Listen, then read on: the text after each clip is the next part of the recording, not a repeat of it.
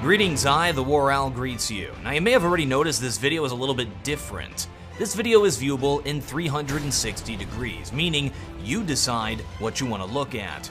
There are a few different ways to get the full effect. The first is to view on your phone, moving your phone around to look at what you want to look at. The second is to watch it in your web browser. If you're using the most recent updated version of Google Chrome, you'll see the controls on the screen to change your view. And finally, if you're lucky enough to own a virtual reality headset, I believe you can view the video using that, which would be ideal. We're going to be taking a look at a few Bombsite A takes on Dust 2 in a match between Virtus Pro and Na'Vi. Keep a close eye on some of the smokes, flashes, and Molotovs that the players throw to take certain positions. And with 360 vision, check out how the players work together as a team to take the site. This is a particularly interesting round because it's a long A take on Bombsite A without using short A at all. At the start of the round, Virtus Pro uses all of their troops to take long A. Interestingly, Na'Vi has decided to do a fast cat and leave long completely exposed, and because of this, are able to push forward at middle and trap Virtus Pro at long. The players short can hear the players at long as well, so they know what's going on. Virtus Pro can't waste the resources and the players to try to fall back and retake position that used to be theirs. It makes sense for them to keep pushing.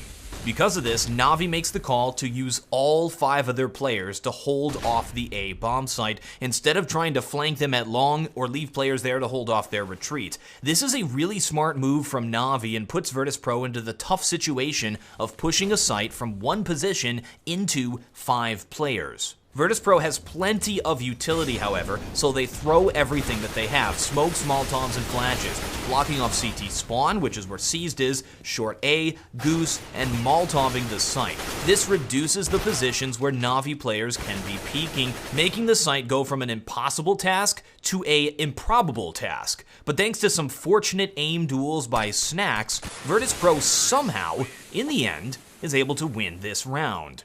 Imagine for a second that they didn't have any of that utility, they didn't know any of those throws, it would have just been a complete slaughter. Here's another example of a Bombsite A take. Again, Virtus Pro decides to take the site from a single entry point. This time, it's short A. This is actually quite common on Dust 2. By reading the opponent and finding the opening, notice how Virtus Pro successfully fakes Bombsite B and keeps 2 players there. This allows them to creep up short, pretty much unopposed by those players who would have been peeking up middle and getting that intel.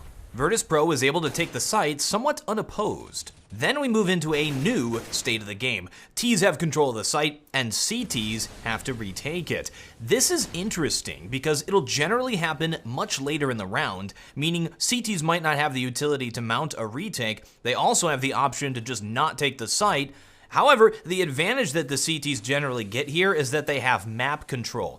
They can retake the site from a number of different positions, requiring the terrorists to watch all over the place. You can enter through all 3 entry points into Bombsite A, considering that the CTs have already started to rotate. On this round, Na'Vi doesn't have the utility to mount a retake, and likewise, Virtus Pro doesn't have the utility to effectively hold off the opponent. So we enter into a series of aim duels. So like our previous example, we have a situation that would seem to favor one team, but an outcome that contradicts that. In Counter-Strike, sometimes you can make every tactical decision properly, yet still lose the round due to the individual skills of the opponents. At the professional level, players are highly valued for their ability to make these great plays. I hope you guys enjoyed watching a few rounds of Counter-Strike in 360 right here on YouTube. With the advent of practical VR technology, I'm excited to see what this means for the future of entertainment.